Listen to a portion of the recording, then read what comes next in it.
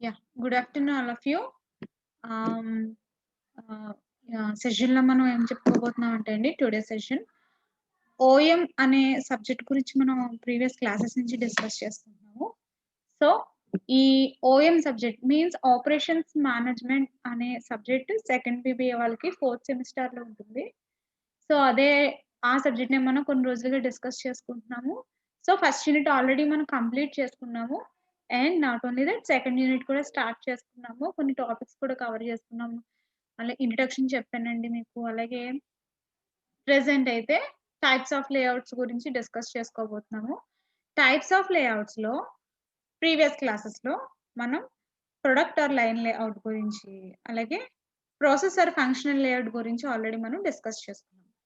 So, అంటే ఏంటి లేఔట్స్‌లో మనకి 3 టైప్స్ ఉంటాయన్నమాట. So, already 2 types of layouts గురించి we had already discussed. So, today we are going to discuss about the third layout that is the combination based layout. Okay అండి. I hope మీరు గుర్తుందని అనుకుంటున్నాను. Product layout అంతా కూడానండి it's arrangement of equipments and machines. Okay. ఆ product లేఔట్‌లో మనం ఏం తెలుసుకుంటాం అంటే లైన్ లేఔట్ కూడా అని అంటూ ఉంటారు.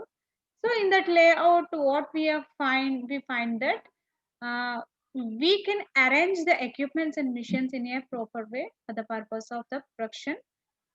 సో, అంటే ప్రొడక్షన్ పర్పస్ మనం డిఫరెంట్ ఎక్విప్‌మెంట్స్‌ని గాని, మిషన్స్‌ని గాని మనం సిస్టమాటిక్‌గా అరేంజ్ చేసుకుంటూ ఉంటాము. సో, అరేంజ్ చేసుకున్న ప్రాసెస్‌లో మనకు ఎదుర్కొనే ప్రాబ్లమ్స్ ఏంటి? I mean what the advantages and what are the disadvantages we had been already discussed.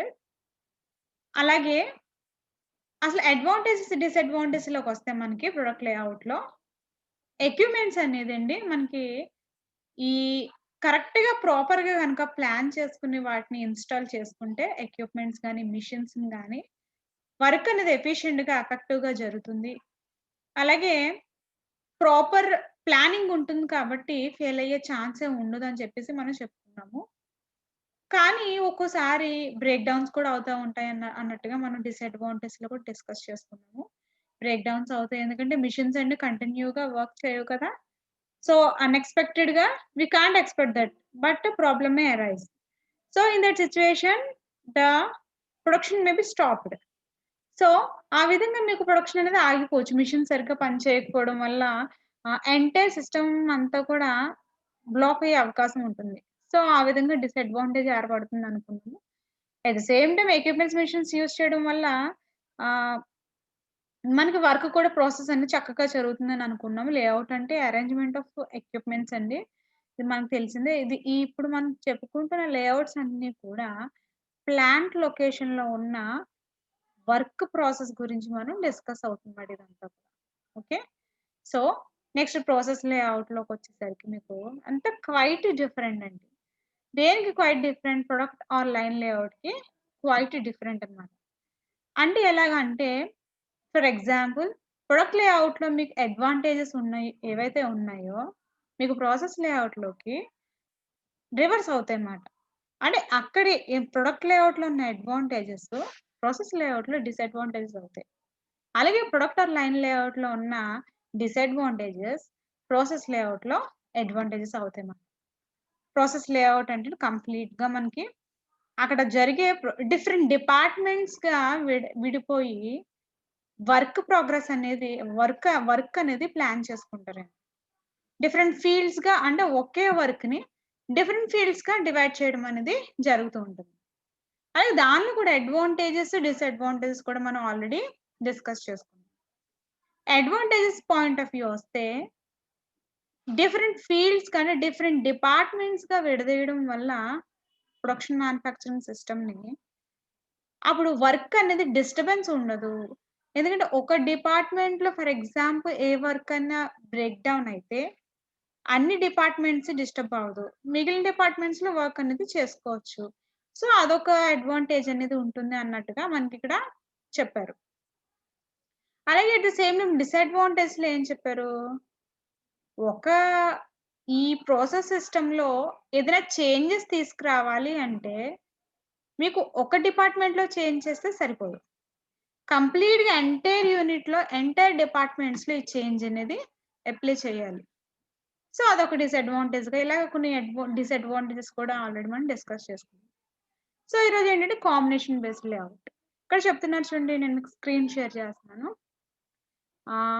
It may not be absolute advantageous to make use of the things. చూడండి మనకిక్కడ combination అనే హెడ్డింగ్‌లోనే మీకు తెలుస్తూ ఉందండి. అంటే ఏంటి, 2 టైప్స్ అలా ఇవ్వచ్చు. ఫిక్స్‌డ్ ఒకటి, ప్రాసెస్ ఒకటి మనం చెప్పుకున్నాం. కాంబినేషన్ బేస్డ్ అంటే combination, what is meant by combination? Combination అంటే గ్రూపింగ్ అని కూడా అంటూ ఉంటారు మనకి కదా! గ్రూపింగ్ అని కూడా అంటాము. సో, అదే విధంగా కాంబినేషన్ బేస్డ్ లేఅవుట్‌లో ఏమవుతుందంటే, it may not be always advantageous to make use of either line layout or process layout. Okay. అంటే మనం కంపేర్ చేసుకుంటే మనకి ఎప్పుడు అడ్వాంటేజెస్ గానే ఉండదు ఏ విషయం గూడా మనకి. మేబీ సమ్‌టైమ్స్ అంటే ప్రాబ్లమ్స్ కూడా అరైజ్ అవుతూ ఉంటాయి మనకి. అంటే ఏంటంటే ప్లాంట్‌లో జరిగే ఆపరేషన్స్ ఎఫెక్టివ్‌గా జరగాలని ఎవరైనా ప్లాన్ చేసుకుంటారు. బట్ సమ్‌టైమ్స్ ఏం జరుగుతుందంటే ఎక్విప్‌మెంట్స్ అనేది యూజ్ చేస్తాం కాబట్టి, మెషిన్స్ కూడా యూజ్ చేస్తాం కాబట్టి, టెక్నాలజీ యూజ్ చేస్తాం కాబట్టి, ఇట్ మే చేంజ్ అవుతూ ఉండొచ్చు. అలాగే మనం అడాప్ట్ చేసుకున్న మెషిన్స్ మనం అనుకున్న అవుట్‌పుట్ అనేది ఇవ్వకపోవచ్చు. సో, ఇలా డిఫరెంట్ ప్రాబ్లమ్స్ అనేది అరైజ్ అవ్వచ్చనమాట. కాంబినేషన్ బేస్డ్ లేఅవుట్‌లో ఏంటంటే, ఇది ఒక పట్టన్న దీన్ని మనం ఇలాగా ఆహ్, తేల్చి చెప్పలేమంట. ఎందుకు అని, డిఫరెంట్ టైప్స్ ఆఫ్ ప్రాసెసెస్ అనేది ఇంక్లూడ్ అయ్యి ఉంటాయన్నమాట ఇందులో.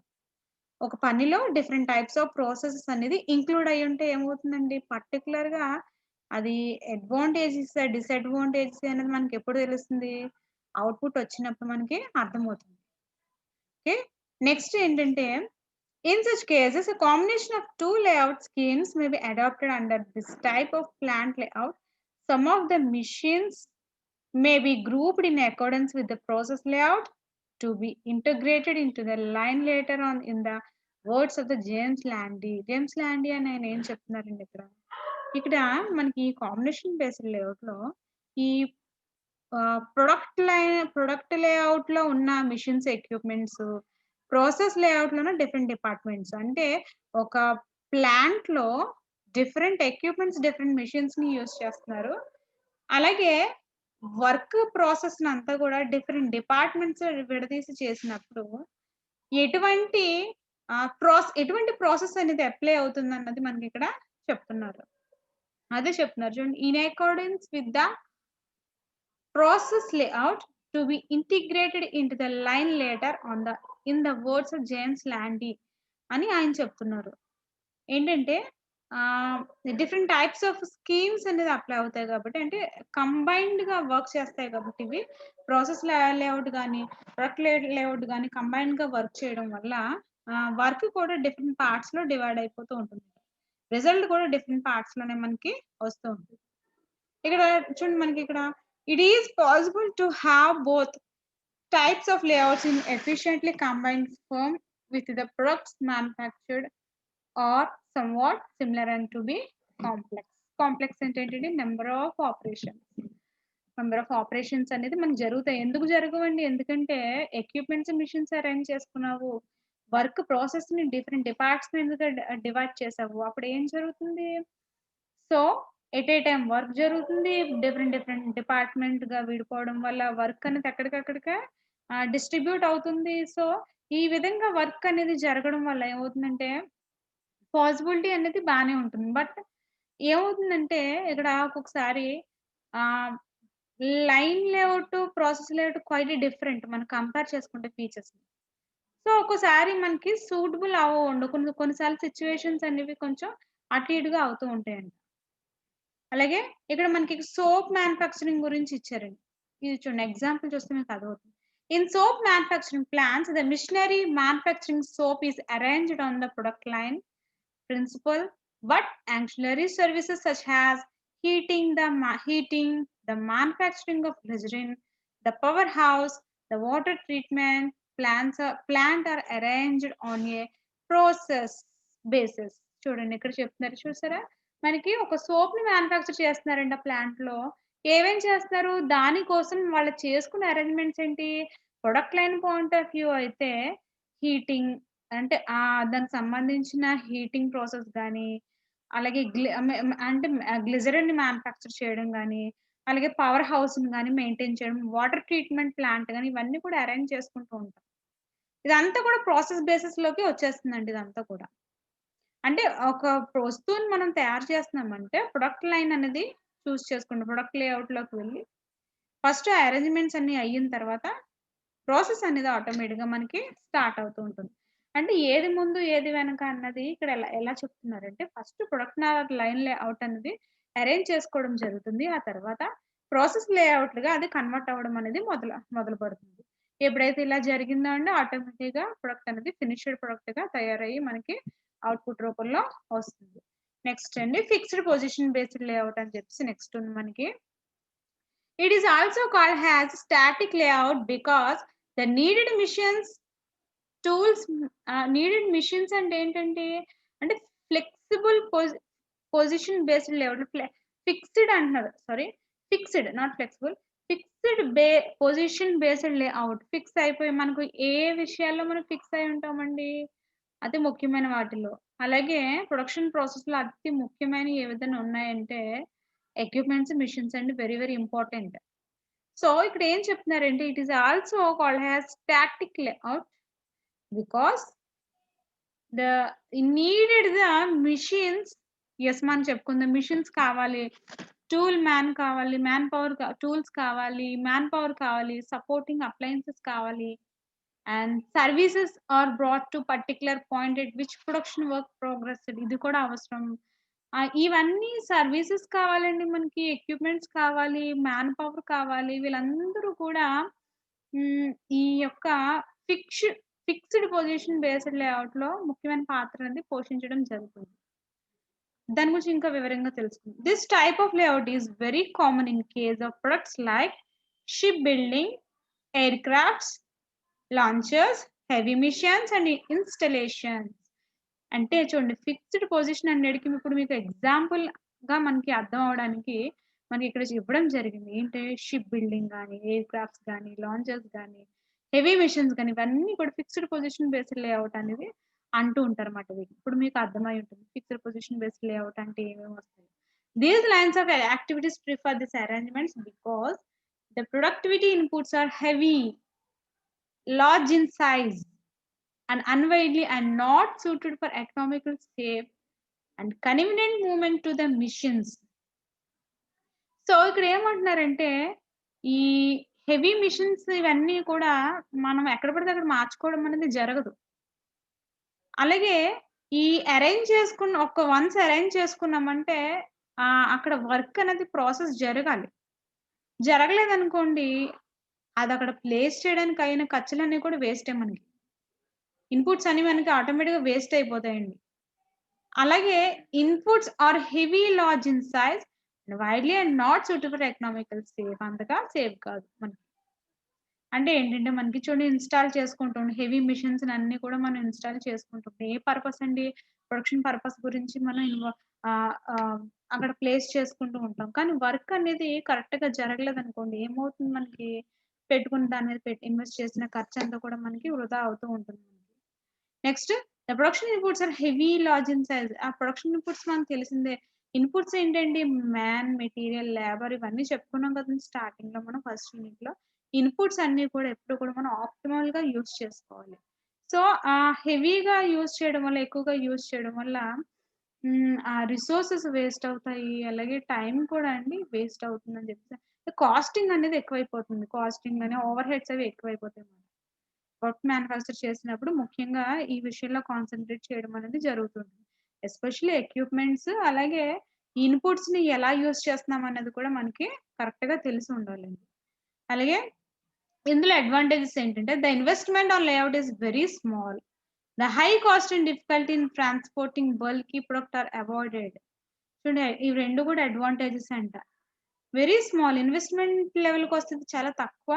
అలాగే the high cost and difficulty in transport bulky product are avoided. ఇది కూడా మనకి ఈ హై హై ఎక్కువ హెవీ బల్కీ ప్రొడక్ట్‌ననేది ట్రాన్స్‌పోర్ట్ చేయడం కూడా ఇక్కడ నిషిద్ధం అని చెప్పేసి అంటున్నారు. ఎందుకంటే దానివల్ల హై కాస్ట్ అనేది చార్జ్ అవుతుంది. The high cost and the difficulty in transporting a bulky product are avoided. అండి next disadvantages, it is time consuming. Yes, time consuming అండి.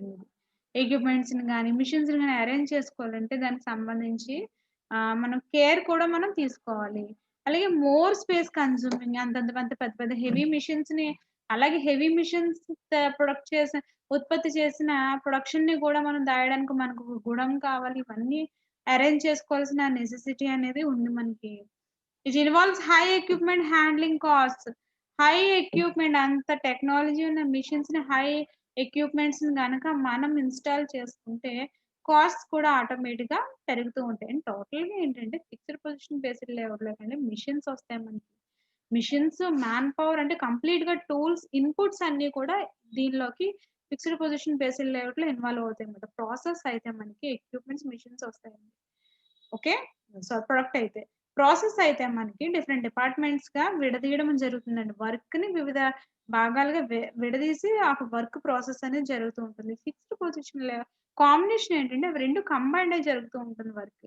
ఏది ప్రొడక్ట్ లేఅవుట్, ప్రాసెస్ లేఅవుట్. ఇక్కడ ఫిక్స్డ్ పొజిషన్ బేస్డ్ లేఅవుట్‌లో ఏంటంటే machines కావాలి, tools, man power, supporting, దాని తర్వాత back support ఇచ్చిన విషయాలు కూడా ఇందులో ఇంక్లూడ్ అయ్యి ఉంటాయి. అయితే ఇక్కడ జరిగే యాక్టివిటీస్ అన్నీ కూడా చాలా క్లియర్‌గా జరుగుతాయి. అది ఎప్పుడు జరుగుతాయండి క్లియర్‌గా? అరేంజ్‌మెంట్స్ అన్ని, అంటే ఇన్‌పుట్స్ అన్నీ కూడా కరెక్ట్‌గా అరేంజ్ చేసుకున్నప్పుడు వర్క్ అనేది చక్కగా జరుగుతుంది. దీనివల్ల అడ్వాంటేజెస్ ఏంటంటే ఇన్వెస్ట్‌మెంట్ లేఅవుట్ అనేది చాలా తక్కువ. అలాగే హై కాస్ట్ అనేది అయ్యే ఛాన్స్ అనేది ఉండదు. బల్కీ ప్రొడక్ట్ అయితే తప్ప హై కాస్ట్ చార్జెస్ అనేది అవ్వవు ఇక్కడ. డిసడ్వాంటేజెస్ ఏంటంటే టైమ్ కన్స్యూమింగ్, స్పేస్ కన్స్యూమింగ్, అలాగే హెవీ ఎక్విప్‌మెంట్ యూజ్ చేయడం వల్ల ఏంటంటే హ్యాండ్లింగ్ కాస్ట్ కాస్త ఎక్కువవుతాయంట. ఓకే అండి.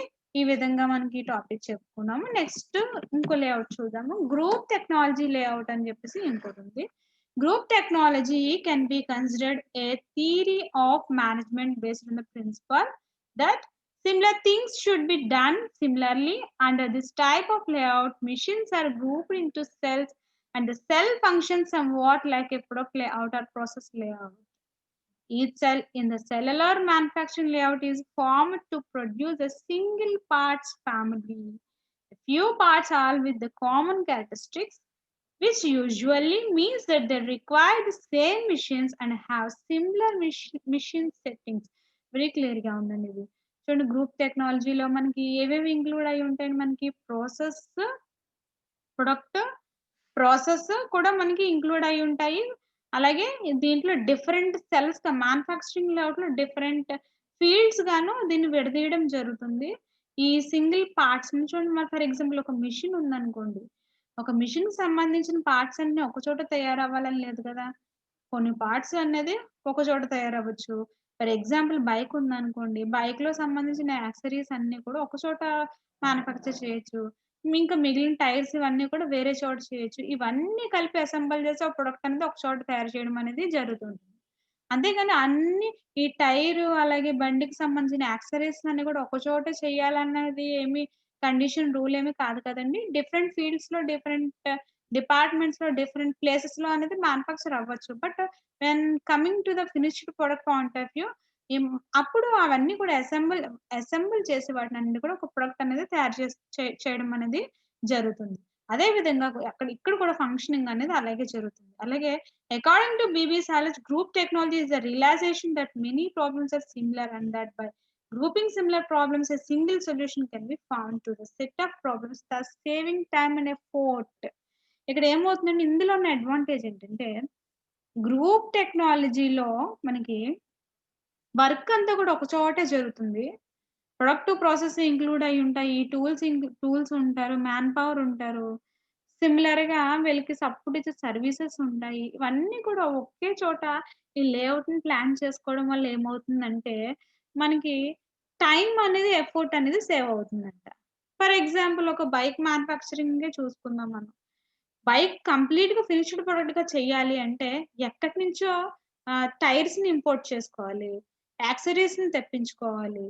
ఇంకా దానికి ఆ బండికి సంబంధించిన పార్ట్స్ అన్నీ కూడా మనం వేరే వేరే ప్రాంతాల నుంచి, వేరే వేరే ఇండస్ట్రీస్ నుంచి తెప్పించుకోవాలి. సో, దానివల్ల మనకి టైం పట్టొచ్చు. కాస్త శ్రమ అనేది ఉండొచ్చు. బట్ ఎప్పుడైతే మీరు గ్రూప్ టెక్నాలజీగా ఒక చోటే ఇవన్నీ ప్లాన్ చేసుకున్నారో మీరు, మీకు వర్క్ అంటే ఒక ఫ్యామిలీ లాగా దానికి సంబంధించిన పార్ట్స్ అన్ని ఒక చోటే లభ్యమైతే దీనివల్ల మనకేమవుతుంది టైమ్ అండ్ ఎఫర్ట్ అనేది సేవ్ అవుతుంది. సో, ఇదొక మనకి అడ్వాంటేజ్‌గా ఇక్కడ బీబీ సాలజ్ గారు మనకి చెప్పడం జరిగింది. సో, ఈ విధంగా మనం డిఫరెంట్ టైప్స్ ఆఫ్ లేఔట్స్ గురించి డిస్కస్ చేసుకున్నామండి. సో, ఇవంతా కూడా ఈ లేఔట్స్ గురించి ఆహ్, మెయిన్ ఏంటంటే ప్లాంట్ లొకేషన్‌లో జరిగే ఆపరేషన్స్ అండి ఇవన్నీ కూడా మనకి. మనకి ప్లాంట్ లెవెల్‌లో అంటే ఒక ప్లాన్ ఇన్‌స్టాల్ చేశారంటే అక్కడ జరిగే డిఫరెంట్ చాలామంది ఏమనుకుంటారంటే ప్లాంట్ ఇన్‌స్టాల్ చేసారు వర్క్ ఏదో జరిగిపోతుంది అనుకుంటారు గానీ, బట్ ఇంత ప్రాసెస్ అనేది ఉంటుందన్నమాట. సో, ఇన్ని పీరియడ్స్‌లో వర్క్ అనేది డివైడ్ చేసుకొని అక్కడ వర్క్ చేయడం అనేది జరుగుతూ ఉంటుందండి. ఓకే. అలాగే మన లేఔట్ అంటే కూడా అసలు ఏంటంటే ప్లాంట్ లేఔట్ అంటే ఏంటి? మనం డెఫినిషన్‌కొస్తే అకార్డింగ్ టు జేఎల్ అండి, plant layout ideally involves the allocation of space and the arrangement of equipment in such a manner that overall operation cost like minimised. చూడండి చాలా క్లియర్‌గా చెప్తున్నారు. ఎలొకేషన్ ఆఫ్ స్పేస్ అంటే నువ్వు పని ఎక్కడ చేస్తున్నావు? ఈ ఈ ఎలా చేస్తున్నావు? ఎందుకు చేస్తున్నావు? ఏ విధంగా చేస్తున్నావు అనేది నీకు ఈ యొక్క లేఔట్స్ ద్వారా మనకి ఒక అవగాహన అనేది వస్తుంది. I hope you all understood this topic. Thank you.